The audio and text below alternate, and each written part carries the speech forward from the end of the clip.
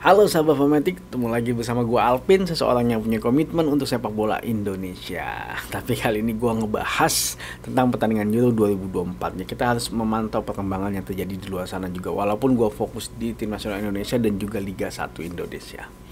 Oke, kali ini gue mau ngebahas pertandingan antara Polandia melawan Belanda. Di pertandingan ini baru aja selesai gue nonton, dimenangkan oleh Belanda dengan skor 2-1. Kita lihat secara statistik dulu. Kalau secara statistik, penguasaan bola Belanda unggul di angka 65%. Kesempatan menciptakan golnya mereka sebanyak 21 kali.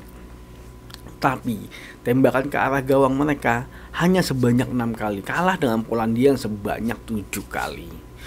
Dari sisi serangan, luar biasa, serangan dari Belanda sebanyak 147 kali, jauh dibandingkan dengan Polandia yang sebanyak 76 kali, dan serangan berbahayanya Belanda juga sebanyak 85 kali, dimana Polandia hanya sebanyak 45 kali. Jadi di pertandingan ini gue melihat memang dominasi Belanda itu sangat kelihatan sekali di pertandingan ini. Tapi lini pertahanan dari Polandia sangat luar biasa rapat kalau menurut gua. Jadi di babak pertama Polandia itu berhasil unggul lebih dahulu melalui tendangan pojok dan gol sundulan yang dilakukan oleh penyerang dari Polandia. Dan ini membuat Belanda semakin menyerang dengan menggebu-gebu untuk menyamakan kedudukan. Mereka mencoba berkali-kali untuk menyerang, menerobos pertahanan Polandia yang rapat. Akhirnya di babak pertama mereka berhasil menyamakan kedudukan. Tapi kalau gue melihatnya, gol ini sebenarnya lebih karena agak sedikit keberuntungan lah, karena deflection. Karena ketika bola itu deflect, Szczęsny langsung mati langkah dan tidak bisa menghalau bola itu untuk masuk ke gawang. Kalau tidak kena deflect, ya mungkin masih belum bisa tercipta gol kayaknya. Nah, di babak kedua lanjut lagi seperti itu. Pertahanan Polandia masih tetap solid.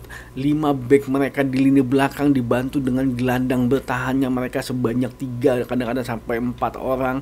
Mereka hanya menyisakan 1 orang di depan untuk melakukan counter attack. Yang menurut gue counter attacknya Polandia juga cukup efektif karena serangan mereka melakukan bolong ke depan, dan biasanya mereka selalu mendapatkan bola, mereka selalu mendapatkan ruang, dan ini membuat kewalahan juga sebenarnya lini pertahanan Belanda. Tapi memang mereka belum berhasil menciptakan gol. Nah, dengan kondisi seperti ini itu membuat pemain Belanda cukup frustasi yang gue lihat. Memphis Depay, terus juga Gakpo itu cukup frustasi.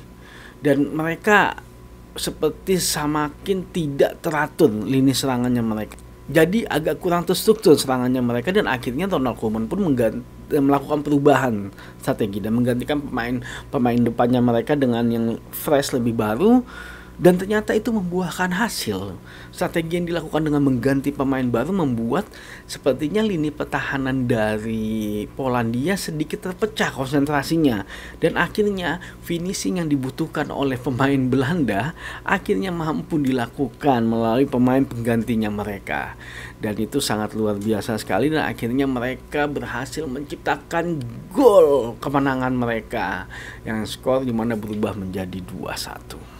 Nah, di pertandingan selanjutnya Belanda akan sangat kesulitan ketika mereka tidak bisa mendapatkan finishing yang mereka inginkan.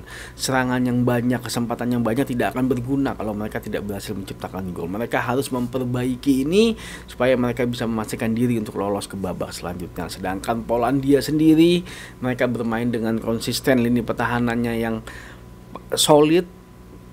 Ini menjadi modalnya mereka untuk di pertandingan selanjutnya. Tapi nanti kita lihat seperti apa perkembangannya dari grup ini, karena mereka segrup sama Perancis juga, sama Austria juga. Oke, terima kasih sudah nonton video ini. Jangan lupa saksikan terus berita mengenai tentang Euro 2024 di channel ini. Maju sepak bola Indonesia, Indonesia juara pastinya.